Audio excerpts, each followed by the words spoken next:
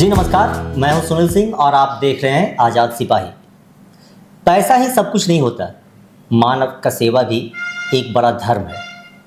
दुनिया में पैसा आप कहीं भी कमा सकते हैं, लेकिन अपने घर में अगर आप कुछ किसी का मदद कर देते हैं, एक छोटा सा भी आपका अगर प्रयास होता है, तो वो आने वाली पीढ़ियों के लिए मार्गदर्शक बन जाते हैं।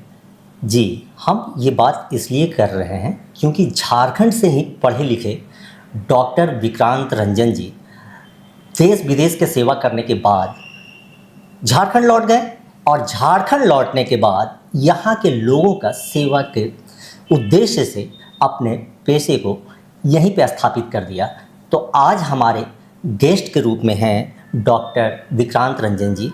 इनसे ही हम जानेंगे इनके लाइफ की जर्नी और क्या कुछ ये प्लास्टिक सर्जन हैं और इनमें क्या कुछ नया इन्वेंशन आया है, क्या कुछ नए टेक्नोलॉजी लेकर के आए हैं जो कि यहाँ झारखंड ही नहीं आसपास के अड़ोस पड़ोस के जो भी राज्य हैं उनके मरीजों को भी इसका लाभ मिल सके।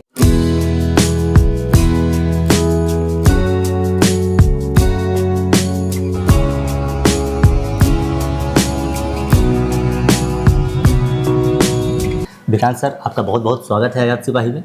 सर, सबसे पहले तो ये बताइए कि आपका पढ़ाई लिखाई और कहाँ से आपकी लाइफ की जर्नी स्टार्ट हुई? सभी दर्शकों को मेरा नमस्कार।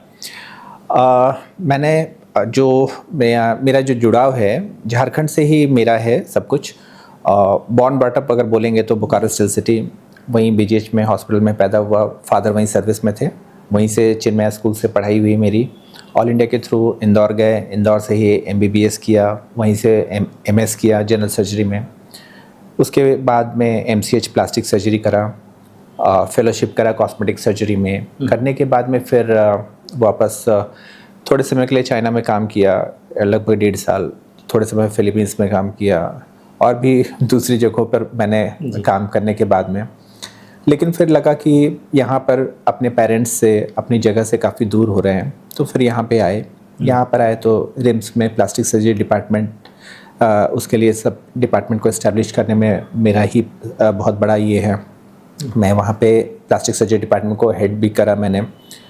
5 साल काम करने के बाद में फिर कुछ चीज़ें मुझे लगा कि जो नई चीज़ें मैं और कर सकता हूँ वो करने के लिए फिर मैंने एक झारखंड चैरिटेबल हॉस्पिटल करके वहाँ पे शुरू करा।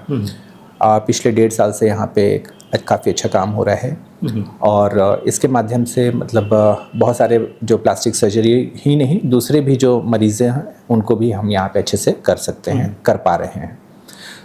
अभी कुछ चीज़ें हैं, जैसे हम लोग प्लास्टिक सर्जरी में अगर बोलें तो हम लोग फिंगर रीप्लांट और जो कटे हुए अंग को जो जोड़ना, वापस से जोड़ करके जो नया करना, ठीक करना, वो चीज़ में भी झारखंड काफ़ी पीछे चल रहा है। और उसके डायरेक्शन में हम लोग, मैं खास करके इस हॉस्पिटल में, वो क्योंकि हमारे पास जो माइक्रोस्कोप है वो काफ़ी डेवलप्ड लाइका का है और उसके चलते मैंने देखा कि जो हमारे अभी 10 में से लगभग हम 7 से 8 जो कटे हुए, जो बाइक के चेन से कट जा रहे हैं, पूरी तरह से कट के अलग हो रहे हैं, मशीन से कट के अलग हो जाते हैं, वैसे उंगलियां, हाथ, वैसे काफ़ी हमने 1.5 साल में काफ़ी केसेस करे हैं और सफलतापूर्वक सबको एक तरह से हमने ठीक किया है, जोड़ के। हज़ारीबाग, पुरुलिया, आसनसोल, कोडरमा, रांची, अपर बाज़ार, यहाँ ये काटाटोली, ऐसे जगह, बहुत जगह से, मैं इतनी जगह का नाम भी नहीं ले सकता हूँ, वहाँ के मरीज़ आ रहे हैं और ठीक होके जा रहे हैं। बिल्कुल सर, ये तो बहुत बड़ा उपलब्धि है कि मतलब अगर कोई अंग कट जाए शरीर का और उस हिस्से को आप फिर उतनी ही बारीकी से जोड़ देते हैं ताकि वो काम कर सके, ये जो कि झारखंड में पॉसिबल पहले नहीं था जी। ये आपके मतलब सहयोग से जो है झारखंड में जैसे पूरी तरह से कटने के बाद में जो हो रहे होंगे, मुझे नहीं पता कि इनका पहले का क्या था, लेकिन ये तय है कि मेरे पास जो जिस तरह के केसेस आ रहे हैं और जो हम बराबर से ठीक से करके दे पा रहे हैं, वो यहाँ पर ईस्टर्न जोन में इंडिया के, उसमें हम लोग सबसे आगे हैं और हमारे पास पूरा उसका रिकॉर्ड है पेशेंट्स का। और इसमें केवल आपके माध्यम से एक चीज़ कहना चाहूँगा, क्योंकि जो भी कटा हुआ अंग होता है, जैसे उंगलियां हैं या हाथ का हिस्सा है, जो भी कटा हुआ हिस्सा है, उसको हमें एक कोई भी एक साफ सुथरे डब्बे में या प्लास्टिक में उसे रख करके, और उसको फिर हम आइस पैक के ऊपर, आइस पैक ना मिले तो बर्फ़ के ऊपर में रखें, और रख करके कोशिश करें कि जितनी जल्द से जल्द हो सके अपने प्लास्टिक सर्जन या जहाँ पर इस तरह की सुविधा है वैसी जगह पे आएँ। समय हमारे लिए इसमें बहुत बहुत इम्पॉर्टेंट है। गोल्डन आवर अगर 6 घंटे का अगर हम मिस करते हैं तो हमारे लिए कोई भी चीज़ को, कभी ऐसा हुआ है हमारे पास में दूसरे अस्पताल में भर्ती थे या कुछ समय में ऐसा हुआ है कि वो लेकर के 2-3 हॉस्पिटल घूमे और उसमें उनका वो समय निकल गया। तो हम चाह करके भी उसको हम कर नहीं सकते हैं, क्योंकि वो टिश्यू ख़राब हो जाता है तो फिर उसको सक्सेस नहीं मिल पाता है। तो बस ये है, इसको हम चाहेंगे, मैं भी अपने लेवल पे कोशिश कर रहा हूँ कि इसको जागरूकता को फैलाऊँ, बढ़ाऊँ। जी, ये बहुत ज़रूरी है। बट माइक्रोस्कोप और बढ़िया इंस्ट्रूमेंट्स और जो अपने आज की तारीख में इतने अच्छे सूचर मटेरियल हैं, और स्किल तो ऑब्वियसली हम लोग ट्रेनिंग में और उसके बाद में लाइफ में हमेशा हर दिन एक नया अनुभव जुड़ता ही जाता है, सीखते ही रहते हैं हमेशा। सर, ये प्लास्टिक सर्जन के रूप में आप जिससे काम कर रहे हैं, लेकिन खास करके अगर हम कहें कि आंखों डिपार्टमेंट से, मतलब जो कैंसर होकर के अगर जो एक बीमारी हो जाता है आंख कटने का, वो तो उसका भी सर्जरी आप करते हैं, उसके लिए, उस मरीज़ के लिए आप क्या कुछ सुझाव देंगे?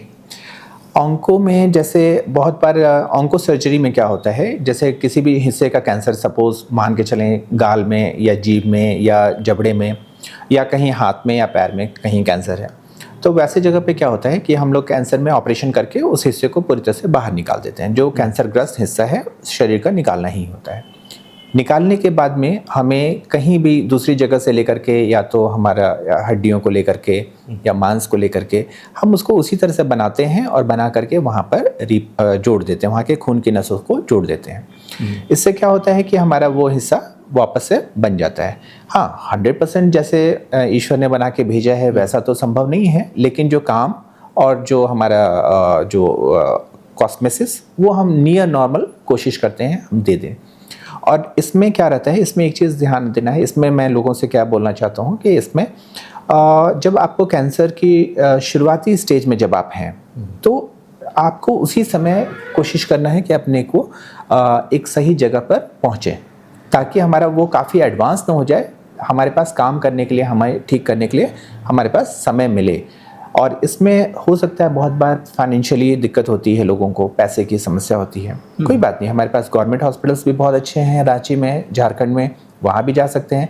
सही सलाह मिलना बहुत ज़रूरी है। आयुष्मान योजना चल रही है, मुख्यमंत्री गंभीर बीमारी योजना है, राज्यकर्मी स्वास्थ्य योजना है, बहुत सारी सरकार की योजनाएं हैं। तो हमें किसी भी तरह से करके कोशिश करना है कि सही जगह पे पहुँचे, पर जल्दी पहुँचे, ताकि हम इसे ठीक कर सकें। जी। सर, इसी से और जुड़ा एक सवाल है कि जिस तरह से शुगर के पेशेंट, उनको भी कई तरह के मतलब कटने फटने या मतलब वो बीमारी अगर जो लोगों को आ जाते हैं, तो उसको क्या बचाव उसके लिए करना चाहिए और किस तरह का उसका ट्रीटमेंट हो रहा है?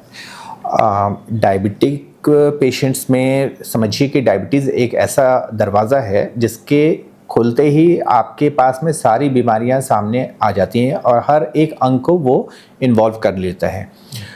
तो मैंने जैसे अभी हमारे झारखंड चैरिटेबल हॉस्पिटल जो हम जहाँ पे प्रैक्टिस कर रहा हूँ मैं, यहाँ पर डायबिटिक फुट एक सेंटर डेवलप किया है। इसमें हम चाहते हैं कि जो शुरुआत में आए हैं और जो एडवांस केसेस, 2 तरह के केसेस मैं बोलूँगा आपके लिए, यहाँ पे बताऊँगा।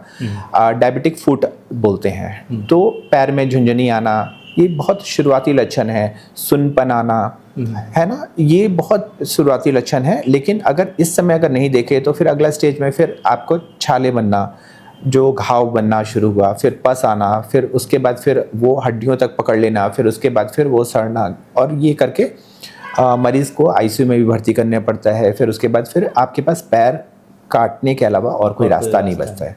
तो इसमें हम लोग क्या कर रहे हैं कि हम उन अर्ली डायबिटिक फुट केसेस को डायग्नोज करने के लिए जो मशीनें हैं उसको इस्तेमाल करते हैं। उसको घाव को ठीक करने के लिए जो लेज़र और ट्रीटमेंट है वो शुरू करते हैं। शुगर कंट्रोल बिल्कुल करना ज़रूरी है, उसके लिए फिजिशियन को भी इन्वॉल्व रखते हैं। फिजियोथेरेपी वो भी ज़रूरी है, फूड केयर वो बहुत इंपॉर्टेंट है, और ये करके हम एम्पुटेशन को प्रिवेंट करते हैं। आज की तारीख में लिम्स सैल्वेज करना, लिम्ब सेव करना बहुत इंपॉर्टेंट है, और ये आज सबसे बड़ा लीडिंग कॉज है एम्पुटेशन का। डायबिटीज़ रोड ट्रैफिक के बराबर पहुंच चुका है।